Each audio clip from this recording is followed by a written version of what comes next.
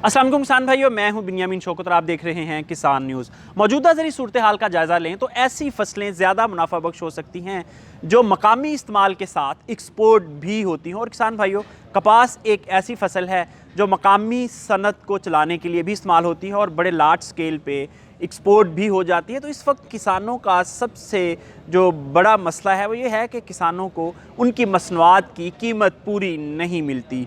तो किसान भाइयों, पेशा नहीं फसल बदलिए ताकि आपको अच्छा मुनाफा मिल सके। 90 की दहाई में किसानों ने बहुत खुशहाली देखी और उन दिनों हमारे यहाँ 15 मिलियन कॉटन की गांठ पैदा हुई और अब हालात यहाँ तक आ चुके हैं कि 15 से कम होते होते हम 5 मिलियन गांठ तक आ चुके हैं। किसान भाइयों, इस फसल को अब रिवाइव करने की ज़रूरत है, यानी दोबारा से कॉटन इंडस्ट्री को ज़िंदा करने की ज़रूरत है और ये सिर्फ किसान दोस्त ही कर सकते हैं।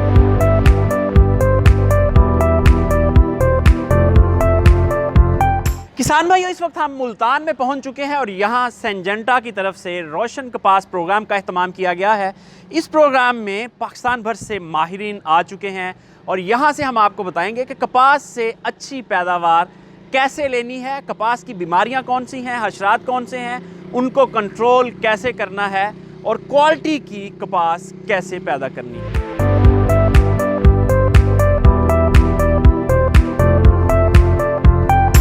कपास की बहाली हम सब की ज़िम्मेदारी। सिंजेंटा की तरफ से मुनक्कद किए गए रोशन कपास प्रोग्राम में कपास का पूरा लाइफ साइकिल यानी ज़मीन की तैयारी से लेकर तमाम मराहिल और कपास की चुनाई तक जितने भी इसमें मरहले आते हैं उनके बारे में प्रैक्टिकल डेमोन्स्ट्रेशन दिखाई गई है और मुख्तलिफ स्टॉल्स लगाए गए हैं कि कपास के किस मरहले पर कौन सी बीमारी आ सकती है, कौन से हशरात अटैक कर सकते हैं और किस वक्त कपास की फसल को कौन से न्यूट्रिएंट्स यानी ग़िज़ाइयत चाहिए होती है। इन तमाम की तफसीलात स्टॉल्स में बताई गई हैं। आइए आपको एक एक स्टॉल का विज़िट करवाते हैं और दिखाते हैं कि किस स्टेज के ऊपर कपास की फसल को क्या ख़तरात लाहक होते हैं और उनका बेहतरीन इलाज क्या है।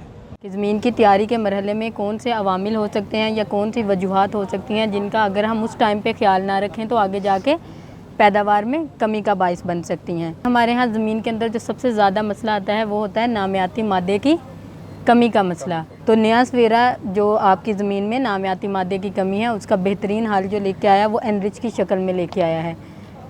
एनरिच क्या है? एनरिच के बारे में अगर बात करें तो एनरिच के अंदर आपको 40% ह्यूमिक एसिड और 7% पोटाश मिलेगा।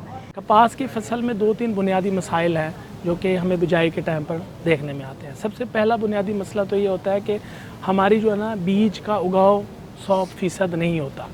तो इन तमाम चीज़ों को जो है ना हम बेहतर तदारुक कर सकते हैं अगर हम कपास के बीज को दवाई लगाकर काश्त करें। तो इस मकसद के लिए सिंजेंटा के पास एक बेहतरीन जदीद कीमियाई फार्मूला है कि जिसको आप कपास के बीज को लगा के काश्त कर सकते हैं। उस बेहतरीन कीमियाई फार्मूले का नाम है क्रूज़र। ये आपको नज़र आ रही है जैसे कि डीला, इटसिट, उल्फा, सवांकी, मंधाना, यही जड़ी बूटियाँ ना, यही जड़ी बूटियाँ ना कपास के खेत में। तो इनको कंट्रोल करना चाहिए। तो इसको कंट्रोल करने के लिए उगने से पहले जैसे मैंने आपको बताया नया सवेरा के ऊपर जो हल मौजूद है वो है डुआल गोल्ड। 800 ml के हिसाब से हमने इसका स्प्रे करना है बिजाई के टाइम पे 24 घंटे के अंदर ताकि डुआल गोल्ड जड़ी बूटी का उगने से पहले खात्मा कर दे। थ्रिप्स के लिए नया सवेरा पे इसका हल मौजूद है, वो है सोल्विगो। अगर सफ़ेद मक्खी का 5% पता हो जाए तो उसके लिए अलेस्ट्रल न्यू है। गुलाबी सुंडी दो तरह से हमें नुकसान पहुंचाती है कि रेट में भी कमी लेके आती है और हमारी पैदावार को भी मुतासिर करती है। इसलिए इस स्टेज पे गुलाबी को कंट्रोल करने के लिए हमारे पास जो प्रोडक्ट है वो एम्प्लीगो है। सिंजेंटा ने इन सब चीज़ों से बचने के लिए बाकायदा तौर पे इस बोतल पे दिखाया हुआ है कि ये जो स्प्रे, ये बोतल जो आप कर रहे हो, इससे आपने बचने के लिए, इसके मनफी असरात से बचने के लिए बाकायदा तस्वीरें लगा के दिखाया कि आपने क्या क्या इस्तेमाल करना है, जिसमें आपका लिबास भी है, आपकी ऐनक भी है, आपका मास्क भी है।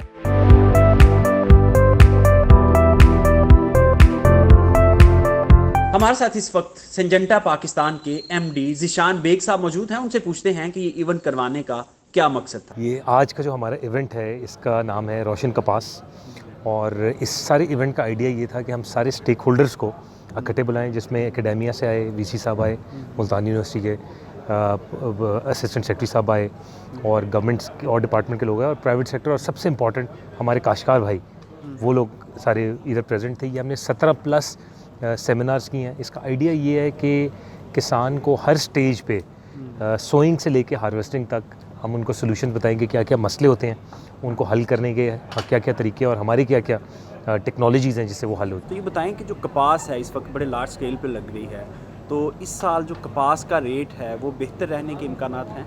देखिए जी, कपास का जो रेट तो है वो तो ज़ाहिर सप्लाई डिमांड ही डिटर्मिन करती है। मुझे ये पता है कि जितने स्टेक होल्डर्स हैं, गवर्नमेंट होगी, मिल्स हो गई, ये अपने अपने लेवल पे बहुत कोशिश कर रहे हैं कि फार्मर के लिए बेस्ट जो अवेलेबल प्राइसिंग हो उसके ऊपर काम किया जा सके। देखिए जी, सिंजेंटा वैसे अगर देखा जाए तो ग्लोबली तो हम सीड टेक्नोलॉजी में हैं। कॉर्न में हमारा बहुत बड़ा मार्केट शेयर भी है, कॉर्न में है, सनफ्लावर में है। ग्लोबली हम राइस को भी एक्सप्लोर कर रहे हैं। सो काफ़ी सारे सीड्स हैं, वेजिटेबल फ्रूट्स में बहुत है। इनफैक्ट क्या वजह है पाकिस्तान में कॉटन जो बड़ी अहम फसल है इसके ऊपर सिंजेंटा नहीं है सीड? जी, कॉटन का ये है कि देखें, कॉटन एरिया वाइज क्रॉप है, दुनिया में बहुत जगहों पे नहीं भी है कॉटन। तो अभी ज़ाहिर है सिंजेंटा का ग्लोबली कॉटन पे बहुत ज़्यादा फोकस नहीं रहा सीड पे, तो इसलिए हम लोग वही चीज़ पाकिस्तान लाते हैं जिस पे हमें पता है कि हम ग्लोबली एक्सपर्ट्स हैं। तो कॉटन पे इसलिए अभी ज़्यादा काम नहीं हुआ और इसलिए सिंजेंटा की तरफ से कोई सीड होना चाहिए। नहीं है। वैसे क्या समझते हैं? बिल्कुल, देखें जी, मैं तो I am a big proponent of technology. दुनिया भर में नई नई टेक्नोलॉजीज़ आ रही हैं, तो जहाँ जहाँ नई टेक्नोलॉजीज़ आ रही हैं वो हम पाकिस्तान में अगर नहीं लाएंगे तो हम दुनिया से बहुत पीछे रह जाएंगे। तो बहुत इंपॉर्टेंट है कि जो लेटेस्ट टेक्नोलॉजीज़ हैं, चाहे वो सीड में है, चाहे वो सीपी प्रोडक्ट्स में है, वो बिल्कुल पाकिस्तान में आनी चाहिए। जी ज़ीशान साहब, बहुत शुक्रिया। आपने देखा किसान भाइयों कि इस साल जो कॉटन की प्राइस है वो बहुत बेहतर रहने के इम्कानात है, इसलिए आप दिल खोल कर कर रहे हैं।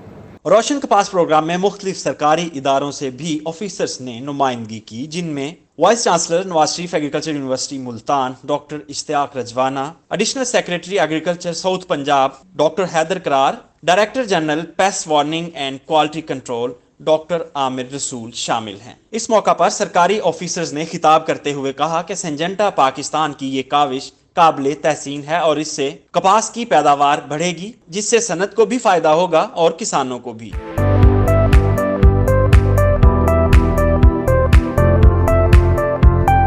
इस मौका पर किसानों के दरमियान क्विज का मुकाबला करवाया गया और जीतने वाले किसानों को इनामात भी दिए गए।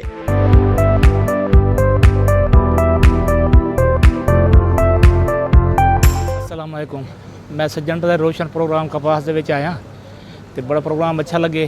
कपास को मरलावार डिठे से तजर्बा किए से इन बड़ा सबक हासिल थे और इंशाअल्लाह इंदा रोशन प्रोग्राम शाना बशाना चलसूँ प्रोग्राम जी मैं दवाइयाँ दे रही हूँ इस्तेमाल करे सू। मेरा नाम हैदर अली है सर। मैं आज रोशन कपास सेमिनार में यहाँ इनवाइट किया गया था और यहाँ विज़िट मालूमाती विज़िट था। तमाम 6 से 7 मरहलों में इन्होंने एक एक स्टेप में बताया गया, जिसमें कैसे बीज को लगाया जाता है और उसके बाद कैसे कैसे उसकी घास के तदारक के लिए। पाकिस्तान की डगमगाती मईशत को सहारा देने के लिए ज़रूरी है कि ऐसी फसलें उगाई जाएं जो मकामी इस्तेमाल के साथ बैरून ममालिक में एक्सपोर्ट भी हो सके। और कपास एक ऐसी फसल है जो बैरून ममालिक एक्सपोर्ट करके हम कीमती ज़र मुबादला कमा सकते हैं। इसलिए कपास की बहाली ज़रूरी है और रोशन कपास प्रोग्राम कपास की बहाली के लिए एक अहम संग मील। इजाज़त दीजिए, खुदा हाफ़िज़।